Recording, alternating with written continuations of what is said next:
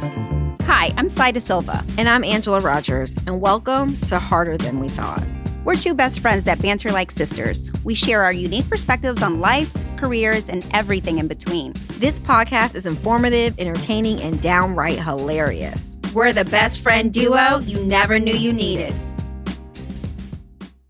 Hello, everyone. Welcome back. Since we're doing a lot of reflecting and reflecting on 2023 and just figuring out ourselves and, things of that nature, we kind of wanted to open up this episode and talk about talking to our past selves, like what we've learned along the way. Now that we're a little bit older, what would you tell yourself in your 20s and your 30s, things you've learned along the way? So with that said, I'm going to let Angela open this up and now that you are where you are, which is obviously in a different place than you were in your 20s, what would you tell your 20-year-old self? And what were you doing at that time? How did you feel at that time? I'm so wise now. It's a big sigh. It's like I'm very wise. I'm looking at my 20-year-old self. My 20-year-old self. When I was in my 20s, I was really focused on career. And for me, in my 20s, I look back on how I viewed the world and life in a very, very optimistic way. Okay. So in my 20s, I would say keep doing what you're doing, because I didn't think too much about how I would be in my 30s or 40s. I was really looking at things that were in front of me. You were present. Like, I was very present. Wow. I had a great I have a great life now, but I really enjoyed my 20s because for me, I was starting off in a career. I was in school, right, in college, whatever, then law school, and then I started my career. And when I started my career, how old were you when you started your career? 24. Wow. 24. Wait, were you in law school at 24, or you were I out? graduated at 24. You graduated from law school at 24. Yeah. That's very impressive. Well, it's not that I was advanced. I started school in Germany, so you start a year earlier. So I was always like a year ahead of I didn't know that. other people my age. Yeah, because they start school earlier in Germany. Oh, okay. But it wasn't like I was in some accelerator program. I was like, I'm 16, I graduated high school. No, I'm just a year ahead, but just based on when I started school. But so I was 24, and that's when I actually started working. But I felt a little behind, I remember, because when I was in law school. But graduating from law, because you had to do undergrad, right? Yeah, but when I was in undergrad, I didn't have any friends that went to law school, so I was still a student who didn't have any money and was still just studying, whereas all my friends started working, and they started like having salaries, and I was like, oh, wow, I'm still broke. Like, you know what I mean? So but you're the still first a year student. I was like that. The first year I was just like, yeah, but you're just like, okay, well, everyone's making money. Like, everyone has, like, they're getting the car that they want. Because, again, I didn't start working. So I was still, again, like, I was living in Baltimore, going to law school, and I was just a student. But when I graduated and I started working, I loved the career I was getting into. And I was just, like I said, very, like, optimistic about everything. I looked at, like, I literally would wake up in the morning and stretch my arms up in the air and be like, I'm going to work. Like, you were happy, I was you were happy, grateful, super excited, super grateful. It's a great way to start. I was in a career that I loved.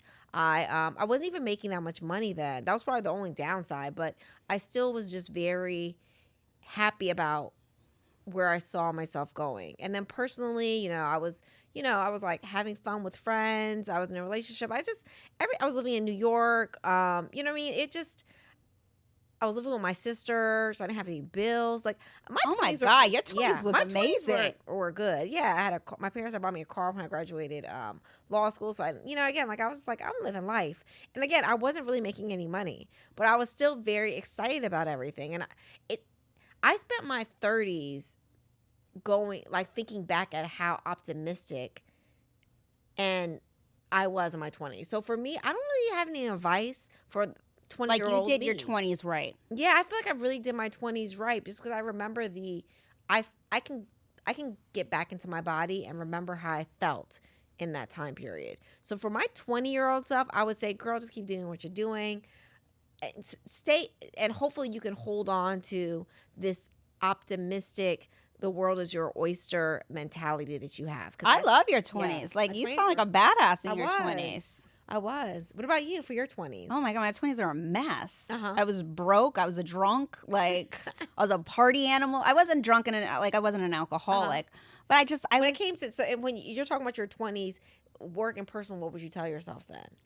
like work. I could not hold a job. Like I couldn't hold a regular job. Yeah. Like a job that was a 9 to 5. I wasn't built that way.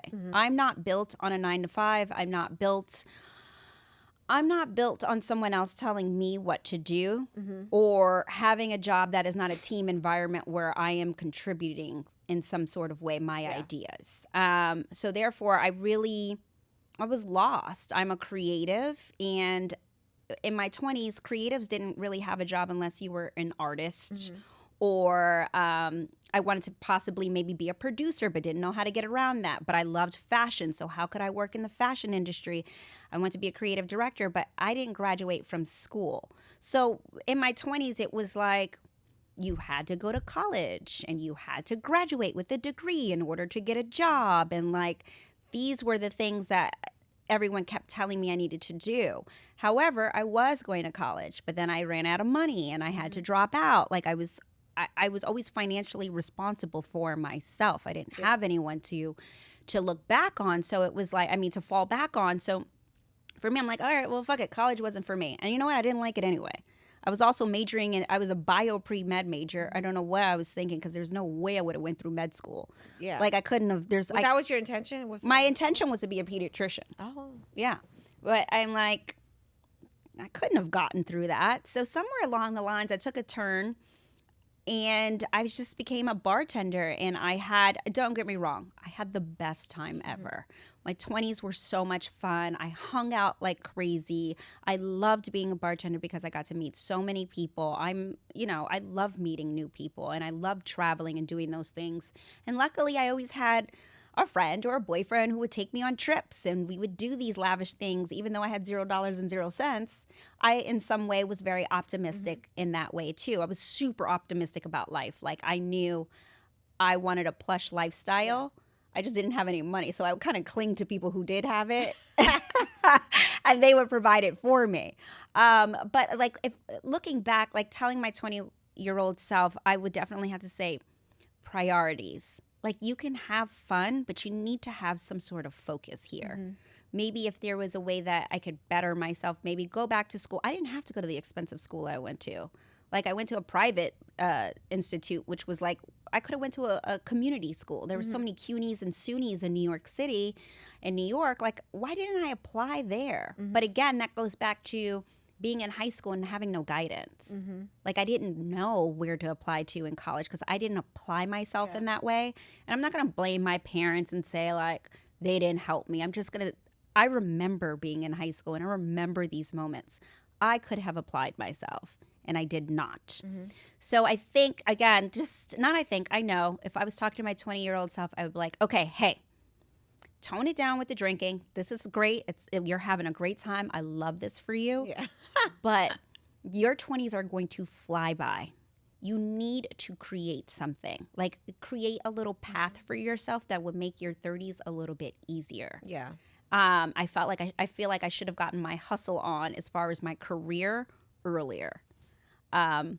Even though like, it ended up working out where I am now, but I still kind of think back like, what if I did this a little bit earlier? What if I learned from this a little bit earlier? So I think and then I also had really bad anxiety because I was drinking at night and going out and partying and having a great time. At night, I was on top of the world.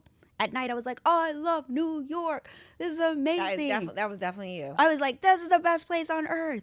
But then I would wake up in the morning and be like, I'm a loser.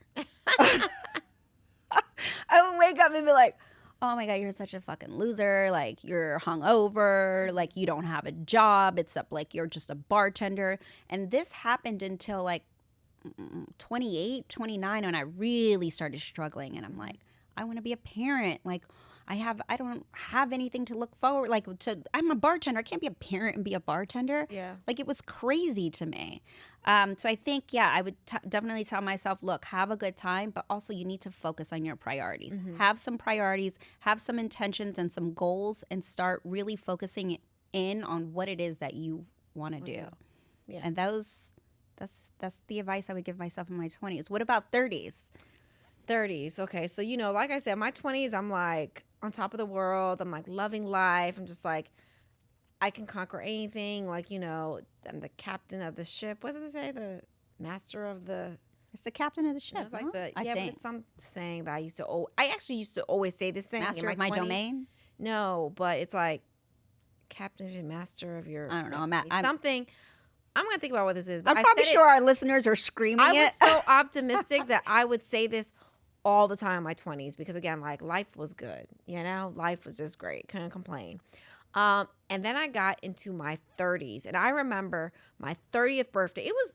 They have this whole thing called The Return of Saturn. Yes, I had that book. That's what I was like. I wanted to be a parent. Around that time, 28. It comes around 28, 27, 28. Yeah. The Return of Saturn comes. It came to me at 29 when I was about to turn 30, and I don't know what the hell happened. I drank the Kool-Aid, I guess. I don't know, because when I started reading about how women start reflecting in their 30s, because that's like how the equivalent of when men have like a midlife crisis, because you start looking back at everything that's happened. Like, really, they have a entering midlife? your 30s. It's like the equivalent of it, because you enter your 30s, you start looking at like, did you do everything right? So I remember it was really hard for me when I was about to approach 30. At that time, I thought that it was like the worst. I mean, so long ago. I remember I was like, 29 was the worst year of my life. Like, I said this to myself because I said it was so much stress going into my 30s. Did I do everything right? Did I network like I should have to get where I needed to be? Was I setting myself up to have the career I wanted? Like looking, I just broke up with my fiance at the time. I was engaged, and I was like, I didn't want to get married. Also commitment issues. But it was a lot of things like just I was just like, what is happening with my life? So that was probably the time when it all started with life was kicking in, and I felt like life was kicking me. And I remember just being, for my 30th birthday, I spent it in Miami for a whole week. I don't even like Miami like that. I stayed in Miami for an entire week. We had fun though. We did, but like I would never stay in Miami for an entire week. Miami is a weekend thing. You're right. But I was so depressed. Like, and it's so weird because it's like you're entering 30, so I just felt like it was like I was going over that hill. And now I'm like, 30 is so young, right? So young. So, but that's when it all started. I think in my 30s, I was just really hard on myself when it came to, like getting married, when it came to, not having a family yet. Like, I ended up starting my own law firm in my 30s. I was probably 34 at the time when I started my own firm. And just a lot of changes. And if I could look back and look, like right now, we both turned 43, right? Yeah. So looking back at where I was in my 30s, I would tell myself, be more present, stop looking at what you've missed out on. Right. Stop stressing about what you don't have and just be present. Really just be present, because like I said, in my 20s, I was looking forward to life. I was looking forward to all the things that I would accomplish. And in my 30s, especially mid-30s, late 30s, I spent so much time looking at what I didn't do. What was so different when I was in my 20s versus now? And it really was the way I was looking at life. I just looked, like I said, it was a lot more of me looking back on what I didn't do. And I was so hard on myself, and I stressed myself out because I really was like, oh, I want to have a baby, I want to get married, I want to have kids, I want to have a family, I want to be at this place in my career. I just basically looked at everything as far as in the negative, like the glass half empty. You were trying to control too. Yes, trying to control a lot. So really, I would tell my 30-year-old self to just relax and just be more present. Don't stress yourself out, because time goes by so quickly. Yeah. And all you end up doing is wasting time stressing. Yeah. And I spent my 30s stressing. I agree with that. Yeah. When it's trying to control every aspect of your life, is just so time consuming, especially when it doesn't come out and play in a way that you would want it to. Like the outcome is not what you had hoped for. Mm-hmm. It's like you miss out on living. Yeah. There's so many moments that you could have, if you opened your eyes and you were present, you could have saw, but you probably missed them because you were so busy trying to control every aspect that happened in front of you. So I totally agree with that. And it's so stressful at the same time. What about you for? Definitely my 30s was a hot mess. Mm-hmm. I got pregnant at 30 and I was a bartender. And that was like my biggest fear, obviously, is not I'm not going to be able to provide, and therefore I would fall back into the same system that I came from. So, you know, my parents obviously weren't well off, or my mom, and I felt like I would be doing the same thing with my child. But at the same time, because I was going through this Saturn's return, this moment of being pregnant, it was like, you know, my friends, I called Angela, and it was like, we had options. Like, what are you going to do? Like, do you want to move forward with this? And like, you know, these were options that us women were thinking about, especially when you were young. I wasn't married. I had met David 2 years prior to that. And I was just like, you know what? He's an amazing guy. I know he'll be an amazing father. I just had to trust that process. I'm really happy that, like, I don't know what my world looks like without my daughter. Like, it's both my children, but, you know, obviously my daughter was first. So she really helped me to be present. She really helped me to grow up. She really helped me to understand how to learn from uncomfortable positions and situations. And at that time I was pregnant. A lot of people don't know, I had a roommate. Like, I lived in the city. I lived with a roommate. I was a bartender. I literally was bartending until my stomach started hitting the bottles. And I was like, okay, this has got to stop now. This is done. And I ended up moving to Montreal. My husband supported me, you know, for about 1.5 years, 2 years, where finally I was like, I can't do this. I Like, remember you were like, I cannot live in Montreal. I have to can't. go back to New York. I can't live here. Like, what's my purpose? I always knew. And looking back, it's funny. I had a lot of uncomfortable situations in my 30s. And I would probably now just tell myself, keep doing what you're doing. It's going to be okay. Learn. You're supposed to. This is your learning stage. You're not at the age where you wanted to be learning these things. You wanted to learn these things in your 20s. But you know what? Life threw it to you in your 30s. So accept that. It's okay to be uncomfortable. Everything's going to work out. Like, if I could just tell myself then, everything is going to be okay and it's just going to work out. Just stay focused. Focus on the prize. Because I learned a lot. Learned how to be a parent and juggle that, and what does that look like. No one gives you a handbook on how to be a parent. I bought a handbook. No, I'm sure. Maybe she'll write one in the future. But it was a very ups and downs, and then me moving back to New York, and then me trying to figure out what a career is for me. What does that look like? Like, this career just fell on my lap. I didn't really think that I would be doing this full time or making any money from it. I didn't know. I didn't understand it. But I researched it, and it was something that I was so passionate about. So I think I was on the right track in my 30s to getting to where I am now. I just felt like I needed some reassurance, because I did have anxiety in my 30s that was pretty tough for me to deal with. And having a child too, someone to look up to, I always just I wanted to be a parent that my daughter would look at and be proud of. And I feel like I've gotten to that place now. Like, so if I could look back and tell myself in my 30s, I'd be like, you're doing the right thing. Just stay focused and be okay with being uncomfortable. Yeah. But everything will work out from it. So, and now I am where I am. What about you? Oh, you talked about your 30s. I know. I'm She talked about her day. I'm like, I'm not listening. Being a listener. No. No, but yeah. So I think that, you know, it's good to kind of like look back on that. I didn't think that I would be at an age where I'm like, what would I tell my 20-year-old self, my 30-year-old self? I mean, soon no one ever thinks they're at that age. What we would tell our 40-year-old selves. But yeah, it's amazing to see, you know, like how far you've come.